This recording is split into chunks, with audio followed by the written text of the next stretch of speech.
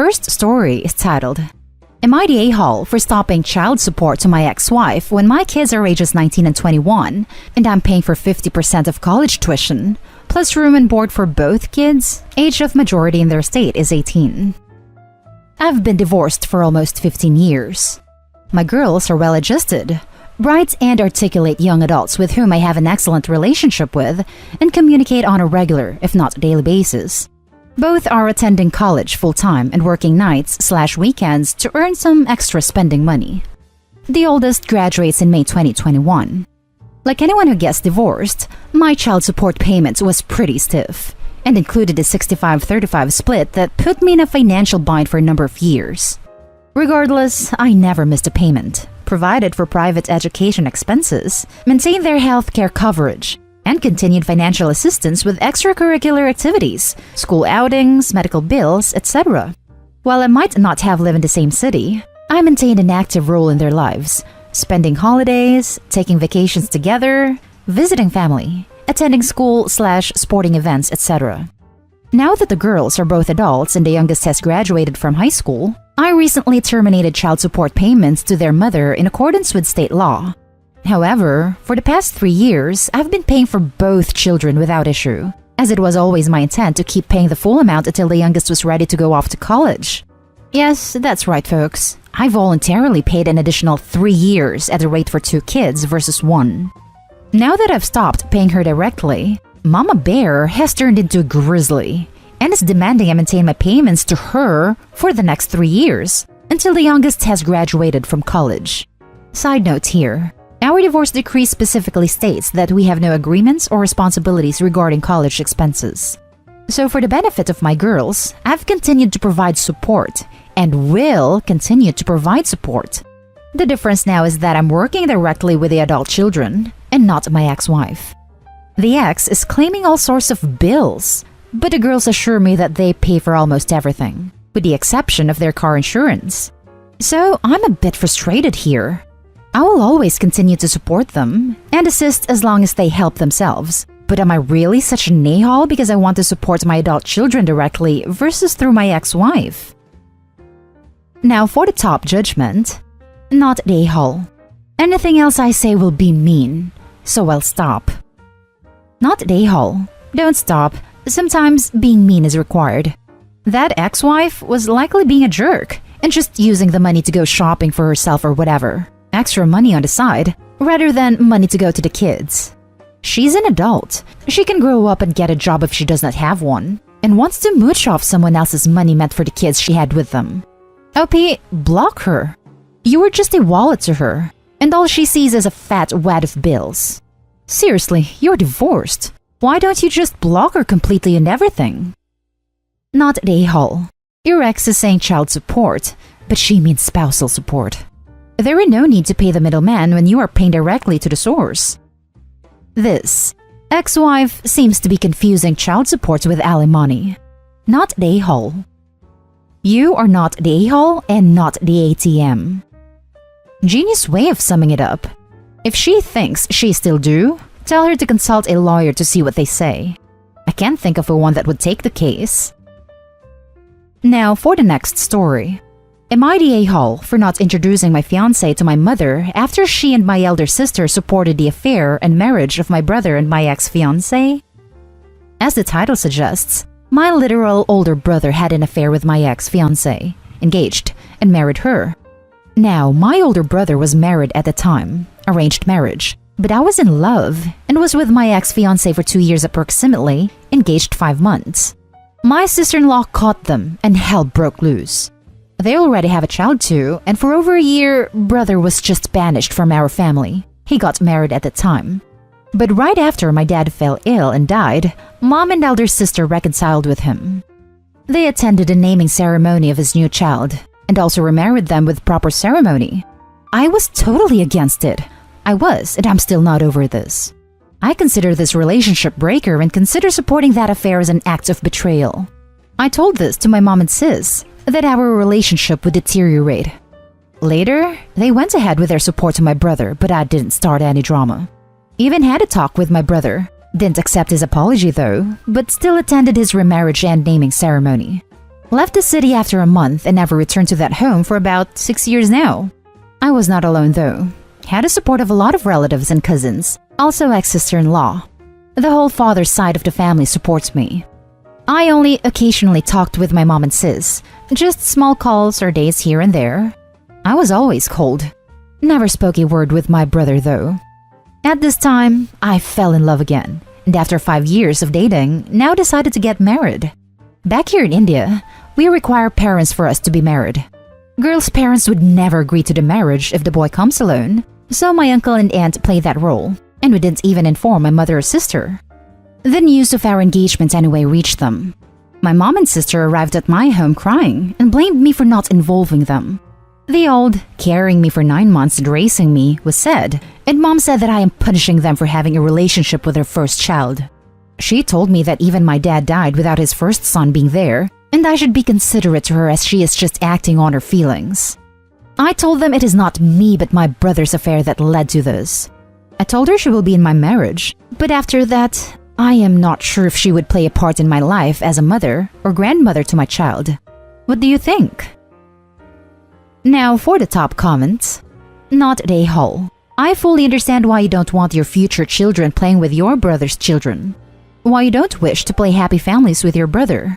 What they did was the ultimate betrayal, and your mother has supported them before yourself. Live your happy life and leave the mess behind. Not at a-hole. She chose to support the child who caused harm to another child. She made her bed, and now she gets to lie in it. Not to mention the harm to the brother's first wife and child. Not at a-hole. Not at a-hole. And if your aunt and uncle helped you out by representing your family, it sounds like you have some support from people who matter. Our culture puts a lot of emphasis on rug sweeping to keep things outwardly pleasant, but you don't have to buy into that. I'm guessing your mom figured you'd cave eventually so she could have both her kids in her life, but that's not your fault. And it's not you who disrupted the family in an irreversible way. The next story is titled, Am I the a-hole for flipping out at my employees for demanding I fire my daughter? I, 50 female, recently inherited a business from my late husband. My daughter, 21 female, is currently taking a year off from college, so I hired her as an operations manager because I felt she needed something that gave her a sense of purpose while she explores her other interests, including songwriting and fashion design. I also hope to one day pass the business on to her. Her job basically requires her to go in around 3 days a week. Around September, she got an internship in a fashion label, so she's been doing work for my business virtually and has recently been coming in again once or twice a week. Her fashion internship has her working closely with the CEO who she admires a lot, and it pays a lot better than most internships in this field. So she's been stressed out and crankier. At home, I know she's had less patience and her aunt jokingly calls her a Karen. As the months have gone on, I've picked up that most of my employees have been pretty passive-aggressive towards my daughter, and I once overheard somebody saying they wished my daughter's stepsister still worked there. My daughter is not my late husband's biological daughter. Yesterday, I came in early to see a few of my employees standing outside my office. They said they needed to talk to me and said my daughter was unpleasant and was constantly out of the loop. The janitor said the last straw for him was last month, when my daughter came in, saw her stuff in storage, and an argument ensued between her and everybody there because she forgot we had moved most of our operations to our other office space. Then one of my employees said they can't do this and didn't want my daughter around. I didn't like the tone and the self-righteousness in each of their expressions. I stood up and said they had no right to speak about my daughter this way and slandering her competence. I said I hate the way they looked at my daughter, and said an insult to her was an insult to me, and told them don't think they can just demand executive decisions that are mine alone. I then told them this meeting was over, and they should worry about their own jobs and performance. Am I the a-hole? Our company prides itself in keeping our employees employed no matter what the economy, and I don't think people can find that much in our area since our part of the state's economy has been in the toilet for years. Now for the top comments. So, you just tanked the business your late husband built. You clearly have no idea how to run it. Your daughter clearly has no idea how to run it. And you are antagonizing the people that do know. A business is not a place to stash a kid needing time to find herself. What you did is an incredible insult to your late husband's memory. You're the a-hole. Nepotism at its finest. You're the a-hole. She's going to be a very expensive employee before this is over. You're the a-hole. I've worked in a family-run business, and I can tell you that if they're angry enough to confront you, it's really bad.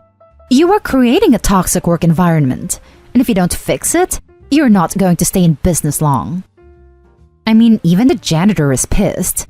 In the office jobs I've worked, the janitors don't have to have a lot of interpersonal interactions with people, especially if they don't like someone. As long as you aren't an otherworldly slobber jerk, it's just not really a big problem for either party. And OP's big bargaining chip is a tanked local economy. This business isn't long for the world. You're the a-hole. If multiple people collectively came to you to express their dissatisfaction, you should listen to them. Especially because she's your daughter. That took a lot of courage for them to come forward. Not to mention the unfair hiring practice of giving your daughter such a high position just to give her a purpose. Also, when the janitor tells you there's a problem, it's actually gone beyond a normal problem. They hear and know everything, and when they speak up, you better listen. Now, for the last story. Am I the a-hole for telling my daughter if she gets pregnant, and then she will be kicked out? I, 48 male, and my wife, 51 female, welcomed our daughter, 25 female, and her husband, 26 male, back home because of their money issues back during the beginning of the pandemic. We have 2 other sons, 15 male and 8 male. Our daughter has always been somebody who has longed for a baby, and I know that she's been talking about it with her husband. My wife and I decided to sit her down and tell her and our son-in-law that she is allowed here, for now, indefinitely. But that if she gets pregnant, then they will be given until the baby is 3 months to find a new house/apartment. My wife and I do not want another baby under the roof. When we do have a grandchild, then we will love that baby with no tomorrow. But we don't want to deal with the crying or inconsistent sleep schedules. We are already stressed out because our youngest has been going through some stuff lately. He has recently been determined to have Asperger's syndrome, and the idea of having a baby there would probably not be good for him. As you can predict by the post, our daughter got upset and said that we were being terrible parents. And if this was indicative to our attitude towards a potential grandchild, then we wouldn't have any contact with them or the baby. My wife said she was taking it the wrong way and being dramatic, which led to our daughter storming out of the house and saying that she needed time to think. Our son-in-law had been silent during the whole ordeal, but he followed her and we haven't heard from them since. My wife is firmly set in her ways right now, but I'm starting to have possible second thoughts about it. I don't want our daughter to resent me/us for this. Now for the top comments. Not the a-hole. If they can't afford to live on their own, then they can't afford a baby. And it would be very unfair for them to have a baby while living with you. Yep, babies cost more than rent or mortgage, and babies don't generate equity. Responsible parents should make sure they're in a good place to have a kiddo, and the home of someone else who doesn't want babies is not a good place. Not the a-hole, OP. Not the a-hole. If they are so broke they had to move back home, they certainly don't have the money for a baby. You are entitled to your request. Your daughter needs to grow up. Eventually, the pandemic is going to stop being a valid excuse. My husband and I desperately wanted a baby for 2 years but couldn't afford one, so we had to wait. I totally agree. If they can't manage expenses of living in their own, they should throw a fit over having to wait for a baby. Not the a-hole. If your daughter and husband are having financial issues, having a child should be the last thing on their minds. Can't think of many more selfish things than having a child with no financial support or home to live in. It's genuinely gross. And that's the end of this video, folks. As always, leave a comment and hit like and subscribe. And if you want more of this content, turn your notification on to get updated on the latest videos. And I'll catch you in the next one. Stay safe.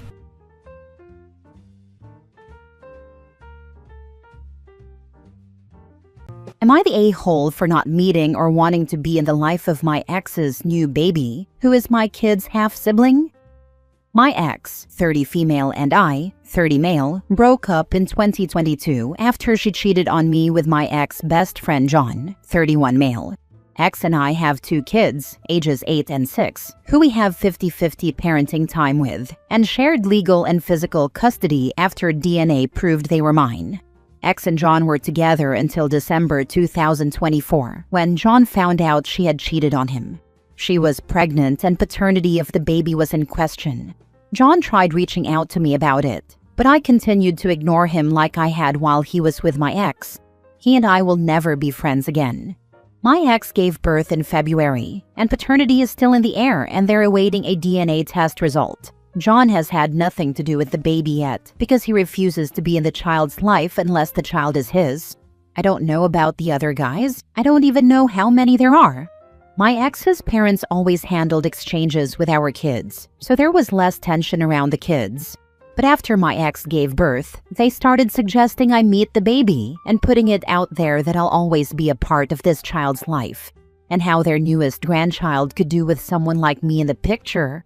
I told them it was a shame their daughter didn't consider that before she cheated on me. They told me it wasn't the innocent baby's fault, to which I rolled my eyes at them and said it can't be the baby's fault, but the baby isn't mine or family to me. They didn't like that, and when they found out I did nothing and bought nothing for the baby after it, I don't know if my ex had a boy or girl, were born. Ex's parents gave me a hard time about it, and I told my ex if it continued, I would file a modification with the court for someone else to be nominated to handle exchanges. She told me I was being a prick. I have documented everything, but these comments are now said when we see each other at the store or on a street, instead of during exchanges, which is smart. My ex reached out and asked me for $500 to buy a formula and diapers and some rash treatment for the baby the other week, and I quickly said no. The kids were with me, so I knew immediately it wasn't for them. She asked a second time, and I told her my answer had not changed. Ex's parents tracked me down when I was buying paint the next week, and they unleashed all this anger about my refusal to be in the baby's life, or even meet the baby. They said John won't be a good father, whether he is or isn't, and nobody else wants to know. But I'm already a dad, and the kids could be raised together. But I won't even be an uncle for this child, and they said how selfish I am, and what a piece of trash I'm being, when they know I can be better. That I am the father of this baby's half-siblings, and how my kids will never embrace the baby if I don't. I think it's crazy to expect me to have anything to do with this child, especially to expect me to embrace and love this child. Baby is innocent, but I am not a member of their family. They are my children's half-sibling, but it doesn't mean they are my child or anything by association. This is how I see it anyway. And for anyone who asks, I am still documenting and I'm discussing the next steps with my attorney over contact and exchanges. Am I the a-hole? Now for the top comments. Not the a-hole. You're under zero obligation to be involved in your ex's new baby's life. That child isn't yours, and it's not your responsibility emotionally, financially, or otherwise. It sucks that your kids have a half-sibling in a messy situation, but your role as a dad doesn't extend to fixing your ex's choices. You're being clear, firm, and handling it responsibly. Keeping boundaries doesn't make you a bad person. It makes you sane. Not the a-hole. Their expectations of you are absolutely wild. If her parents are so concerned about it, let them take on the burden of helping with the child and paying for its needs. I wondered about that. Why ask me when this child has a grandfather who can be active in their life? Ex's dad is right there after all. Not the a-hole. 6 and 8 years is a big age difference for your kids to have a close relationship with a new baby, even if it was a full sibling. I can't believe your ex asked you for $500 for stuff for the half-sibling. Clearly the chances of John being the father are slim to none, or the ex would have run down to get testing ASAP. She may have had no idea whose kid it is, and is waiting to see if it resembles any one of the potentially numerous candidates. Sucks, dude. She really blew it. The other option is John is regretting that he could be and avoiding it. Either way, they need to figure it out, and really should leave me out of it. But yes, they both blew it. To think he expected me to be friends with him still. Crazy. He was done with her, so he thought he could worm his way back into your life as if it was only your ex who cheated on you? What does he think? You'd be having a beer together, bitching about your cheating ex? I think that's exactly what he expected, and maybe he wanted to offload parental responsibility onto me if the baby is in fact his. I don't know, but I know he expected us to be buddies again. Next story. Am I the a-hole for refusing to give my stepmom the money my dad left me? So here's the deal. I, 26 male, lost my dad last year. It was rough. Not just losing him, but also dealing with the estate and picking up the pieces afterward. He'd been remarried to my stepmom, Karen, for about 8 years. Karen and I were never that close. She wasn't cruel, just distant. Polite at holidays, but not much beyond that. Still, we were civil, and that was enough. When my dad passed, his will was clear. Karen would get the house and a comfortable savings cushion. I would inherit a sizable sum, enough for a strong down payment on a house and then some. He even left a letter saying he wanted me to have a good start in life, and that he was proud of me. That letter meant the world to me. Fast forward to this year. I mentioned to Karen that I was house hunting. Her attitude shifted immediately. She asked a bunch of questions about my savings, then started guilt-tripping me about family responsibilities. She said she was struggling with bills and asked for a loan from my inheritance to help keep the house running. I told her no, politely but firmly. I reminded her the money was intended for me and that she had the house and savings to manage her own finances. She didn't take it well. She accused me of being greedy and said my dad would be disappointed in me. For the record, he'd be furious she even asked. Since then, it's turned into full-on family drama. Some relatives, mostly on Karen's side, say I'm selfish, while others, including my uncle and a few of Dad's friends, say I'm honoring exactly what Dad wanted. And here's the thing, Karen isn't broke. She's still living comfortably, taking weekend trips, dining out. She's not struggling to survive. She just doesn't want to adjust her lifestyle now that my dad's not there to fund it. Honestly, part of me feels a little guilty. But a bigger part of me knows my dad didn't leave me that money to bankroll someone else's lifestyle. He wanted me to build something for myself. So, Reddit, am I the a-hole for saying no? Don't give her a cent. She is being ridiculous. She's trying to manipulate you emotionally. Your dad's wishes should come first. He stated pretty clear in his will. That money was for you alone to get a good start in life. He left her the house and a substantial savings. I think she's blown through that money and now hitting you up for your money. So sorry, honey, but you're not entitled to OP's money. 1. She is or was correct. Family comes first. 2. She is no longer your stepmother. Your father is deceased. 3. You're following your father's instructions. Family comes first. Therefore, purchase your house first. The sad part is, she is trying to recruit others to back her up. Stepmom is weird for an 18-year-old anyway. My mother remarried when I was 20, and her partner was never my stepdad. I was an adult by then. For my wife, it was the husband of her mother. My stepmother has been called that for decades because we fall into habits. Legally speaking, she isn't. My father is deceased, but she isn't someone to act selfishly either. I think it really depends. I adored my stepfather who didn't come into my life until I was 18. But he never tried to force a relationship, was very good to my mother, and was never anything but kind and helpful. It didn't happen overnight, but gradually. Next story. Am I the a-hole for not disclosing to my housemates that my family has money and refusing to pay more monthly? This happened in Brazil, but I'm posting here so my friends don't find it. I, 23 female, live with 7 other people, 2 girls and 5 boys. One of them is my boyfriend. We are all between 22 and 25. We started renting together 3 years ago, when we were all in the same university and just kept doing it. We split rent and utilities equally. We are all at least friendly with each other and regularly have parties or travel together, but we are not all that close. Recently, during a party, we were all a bit drunk and were talking about funny stories from our families, and I commented that I studied in a very elite school in our city. One of the boys, Jay, 25, was very surprised because it is a very expensive school. He started asking me questions about the way I grew up and eventually just said, "Wow, you are rich." I thought that was it, and we kept having fun. Well, the morning after, he started making all these jokes about me being rich and snobby, which I didn't mind. We tease each other all the time. But after like 3 days, it started annoying people, so one of the girls, Maria, 24 female, told him to cut it out because he was overdoing it. This started an argument, and eventually it came out that he was uncomfortable with the revelation that my parents had money. We started talking about it. It was super awkward because it sucks having a serious conversation at breakfast, and he said that he truly felt betrayed because he thought we were all broke and that to make things fair, I should have been making bigger contributions to the house funds.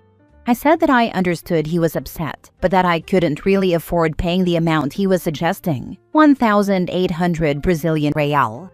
He insisted, and my boyfriend got involved, and eventually he just left while saying I was a liar. Well, my other 6 friends don't agree with him and think he's being a prick, and now he's been kind of sidelined for the past week, but I can't help wondering if he's right. I never lied about how I grew up, but I knew that just the fact both my parents have a master's meant that I grew up better off than everyone else from this group, and I kind of avoided commenting about it because I thought it was awkward. Most people knew, but apparently Jay and our other friend didn't. Am I the a-hole for not paying more? Now for the comments. Info. Do you have more space in the place you rent, like a master bedroom when the others are smaller? Do you and your boyfriend share a room? Do you use more resources, eat more, run more things that drive up the utility bills? If the answers are no, yes, and no, not the a-hole. But your roommate is. And also hella entitled. Me and my boyfriend do share a room. Our room is the same size as 2 others, and then the other 2 girls share the biggest room. It isn't that different. It basically just has an extra closet. My boyfriend does work from home 2 days a week, so I guess he does take up more utilities. But I leave home at 7 a.m. and get home at 9 p.m. weekdays, so I don't think I particularly take more up. Not the a-hole. Your parents may have money, but that doesn't mean you do. You don't state if they're paying your rent, so presumably you're all in the broke early 20s phase, trying to figure it out and make it on your own.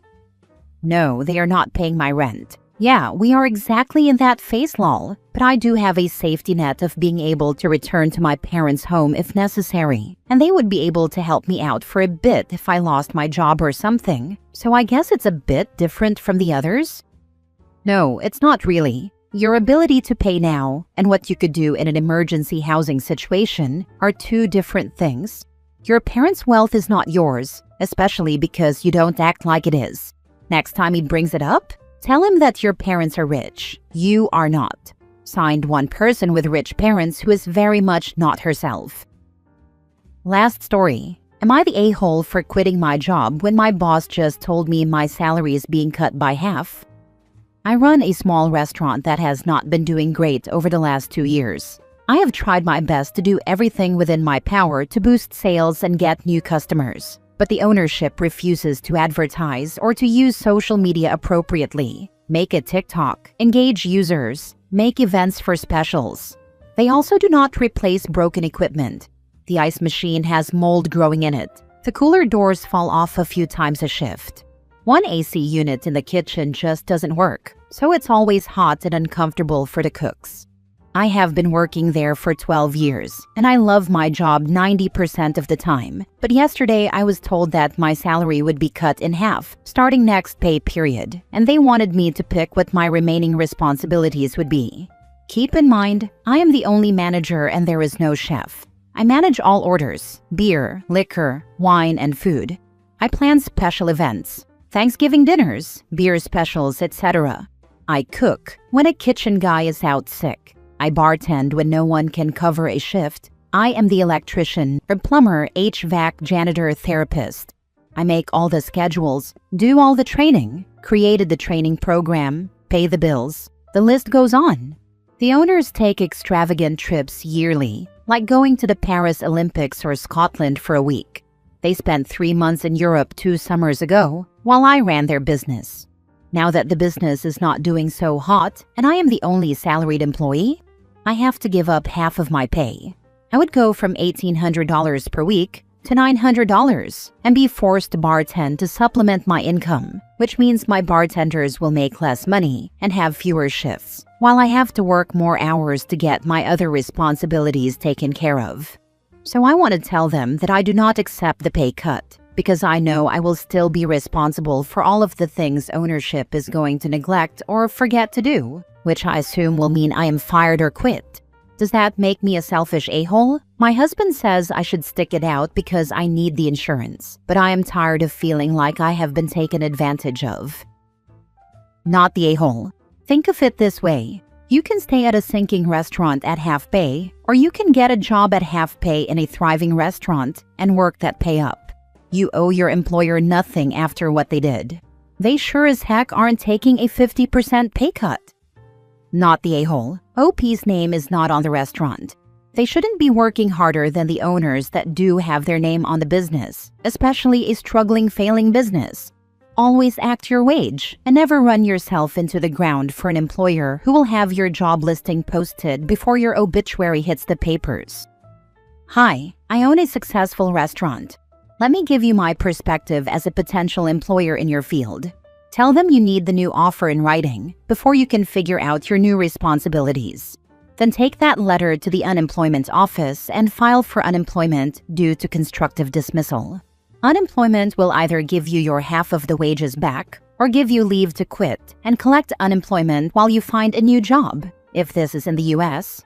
If you can do all of those things reliably, competently, and on a schedule without any training or oversight, and if you can care that much about someone else's business, you can find a better job. The ship you are currently on is sinking. It's already sunk to the point where the mast is barely poking above the water and you're balanced on top on one foot. The owners do not give one single damn about that business. You will be losing your job anyway if you don't quit. One day soon, you will show up to work and the doors will be chained shut and a tax lien will be posted on the door.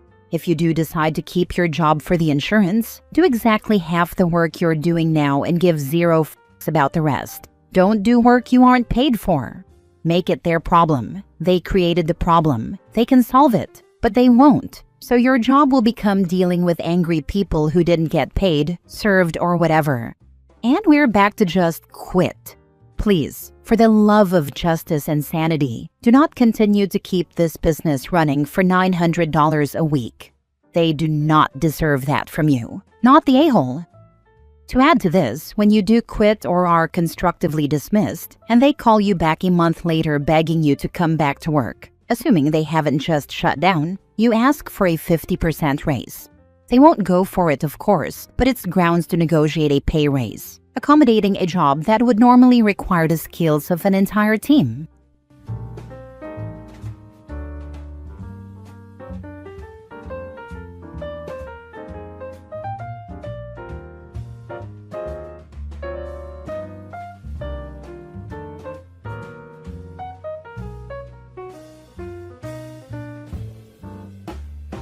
Am I the a-hole for telling his mom he cheated when she kept defending him to me?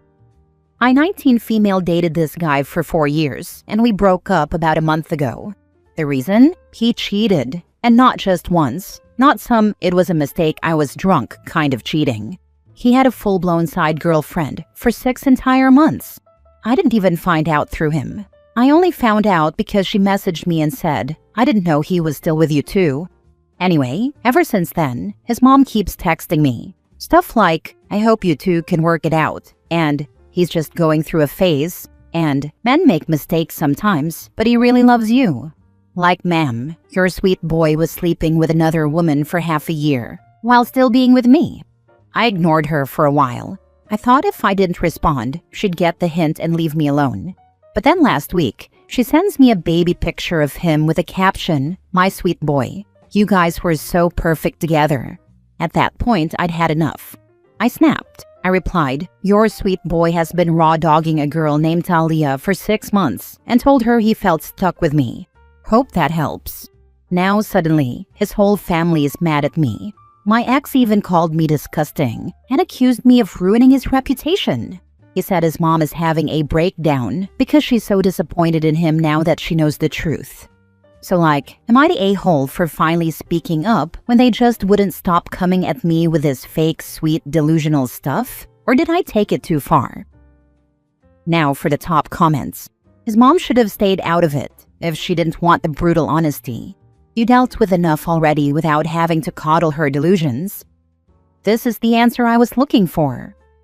Not the a-hole. All you did was tell the truth.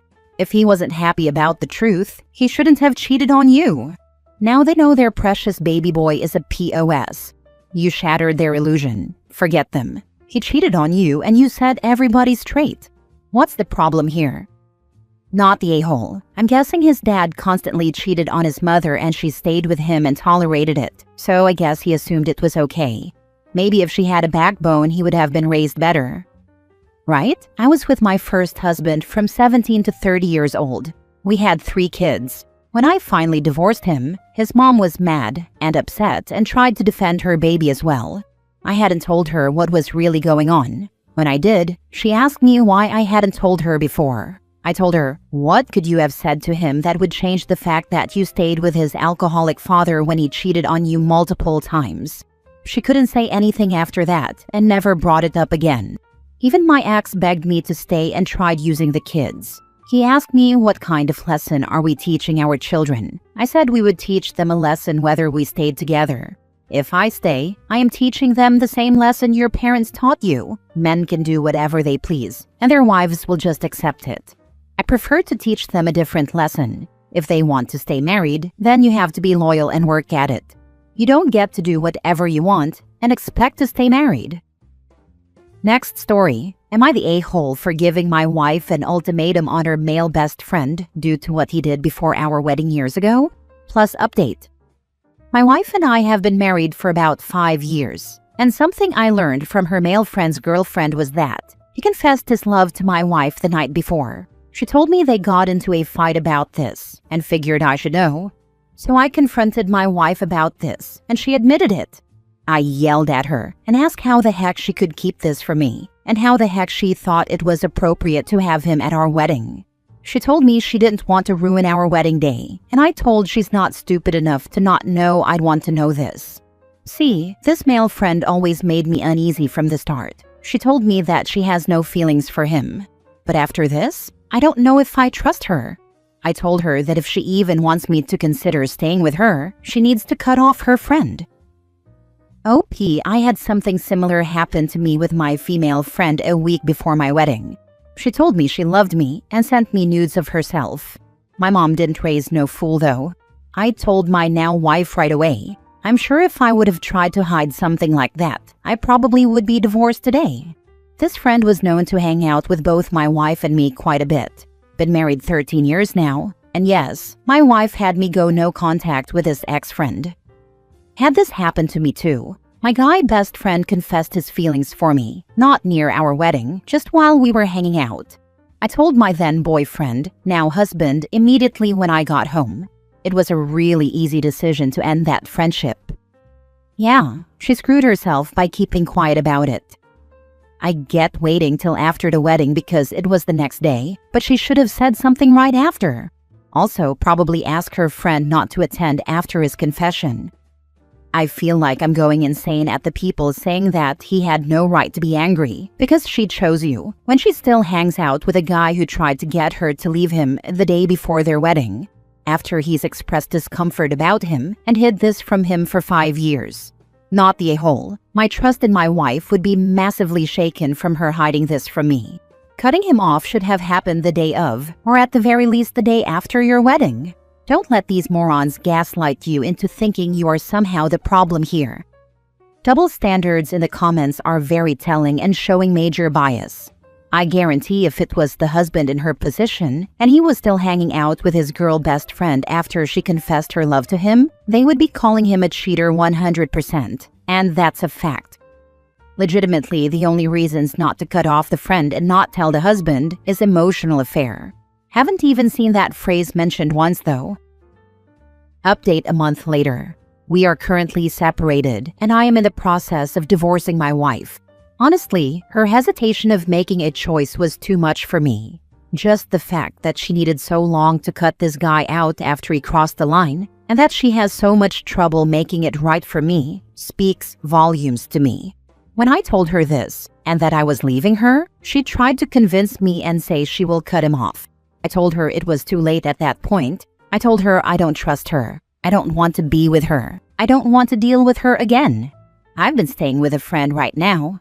One thing I wanted to address about my last post that kept coming up. Some of you said he's over her. He has a girlfriend. And I gotta say, you must be actually brain dead or can't read. His ex-girlfriend literally told me they got in a fight about this because he wasn't over my wife. That's literally why I found out, because his ex told me about it. His girlfriend was another person caught up in this mess.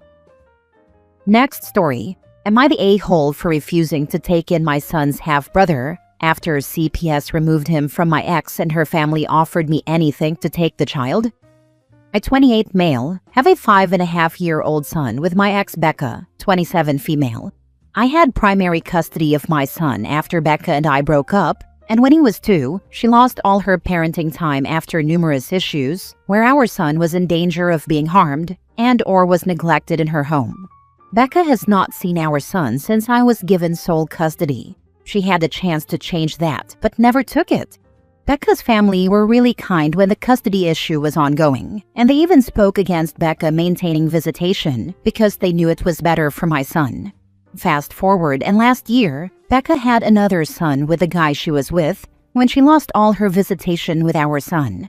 They had this child in their care for several months, but at some point, some kind of abuse became apparent, and he was removed by CPS earlier this year.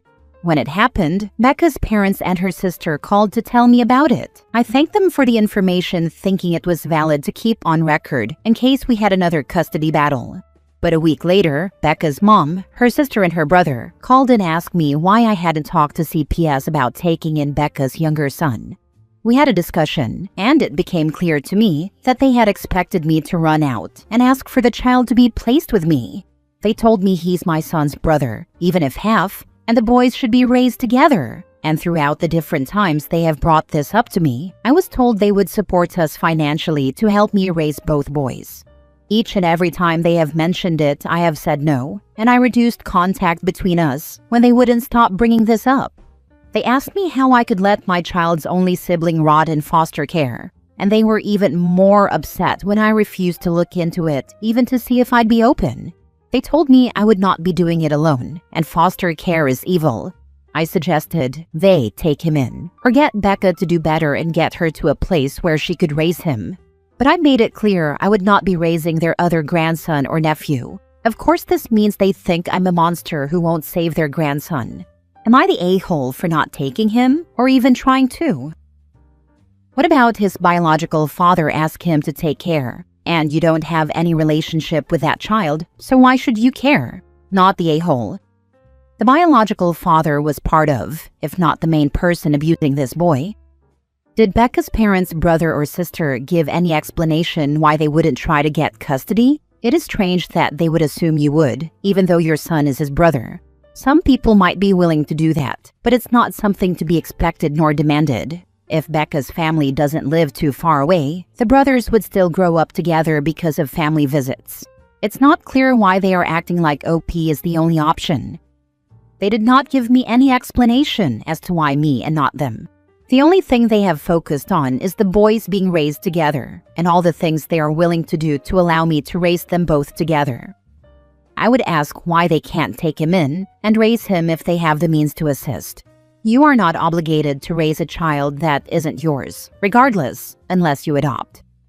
Insist the family can take him, then you can bring your son to visit him. Anything else is off the table. Tell them if they continue harassing you, you will have to limit, or cut if necessary, their contact with your son.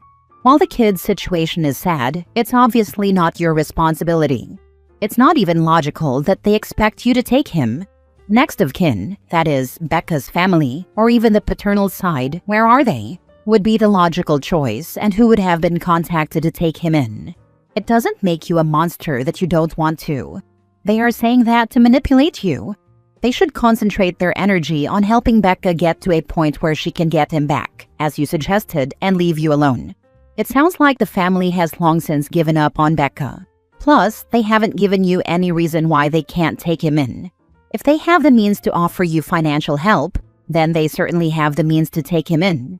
They say foster care is evil, but it's still better than leaving the child in a clearly abusive situation. In foster care, there's at least the possibility he'll end up with a good family, not the a-hole. Last story. Am I the a-hole for telling my mother-in-law she can't take her grandson for an entire day by herself? I, 30 female, had a baby 5 weeks ago and live long distance from my in-laws. Mother-in-law is coming into town next week to visit and meet baby and wants to take him all over town for an entire day without me.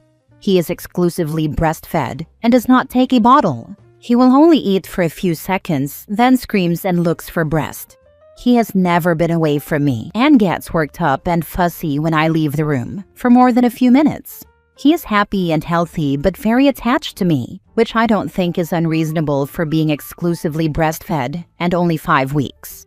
Mother-in-law has told my partner multiple times that he needs to make me put baby on a bottle so she can take him, and that I do not know what's best for the baby. This is her first grandbaby, but baby number 3 for me, so I am not new to this. They say I am trying to keep the baby from her, and that I'm selfish for thinking it's too early for him to be away for an entire day.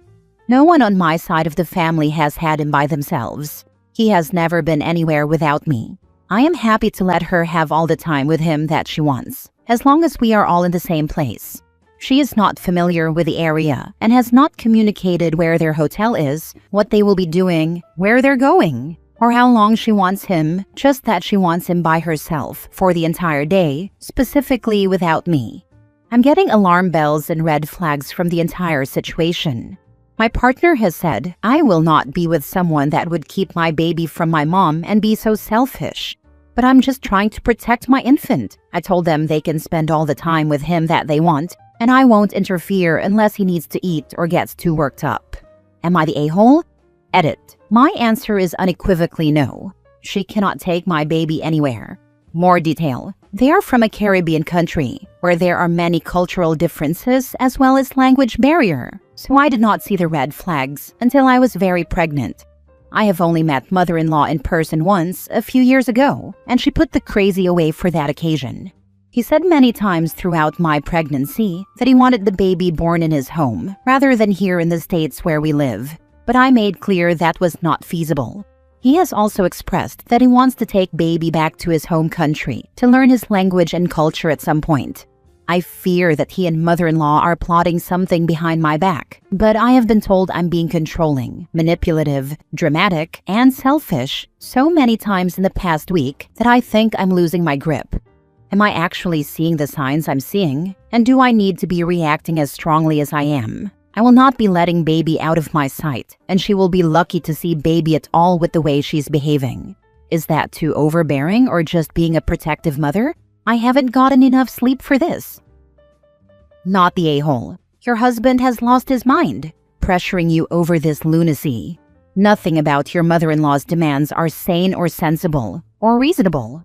No, practice saying it. No, no, and no. Do not let this woman leave your home with your child. Not for 5 minutes, or she'll disappear for the day, not check in, and ignore your calls.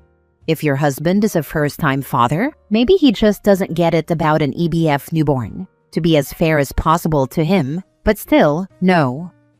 It's concerning that your mother-in-law is pushing for a bottle when your baby is clearly not ready. My first grandson refused the bottle. He went from breast to cup. OP, not the a-hole, and tell husband she is not taking him anywhere and you will die on this hill. No. Establish boundaries now. You're exclusively breastfeeding. That's enough of a reason, though I could think of plenty more. Your partner is an a-hole if he doesn't have your back. She can come visit in your home and stay the day, if you like, but she has zero business taking a 5-week-old infant from his sole food source. I've seen OP comment she suspects they want to secretly get a DNA test done. Nah, OP. Make arrangements to get out of that home and relationship if you can. If you feel otherwise safe, call your partner or husband out in his behavior. Don't let him gaslight you. You are not crazy or an a-hole. He sounds manipulative AF, and so does his mother. This is a stickier situation than your original post stated. Protect your children first. They're what matter most. Putting a 5-week-old on a bottle can mess up breastfeeding, just saying as a former childbirth educator. I have said this so many times, and they say I'm being manipulative and that he will learn. And I'm just saying that to keep the baby from her and be controlling. I am seriously starting to feel like a crazy person for standing my ground and protecting my little one. No matter what educated reasons I give as to why I don't want this to happen, I am still met with guilt, bullying, and gaslighting.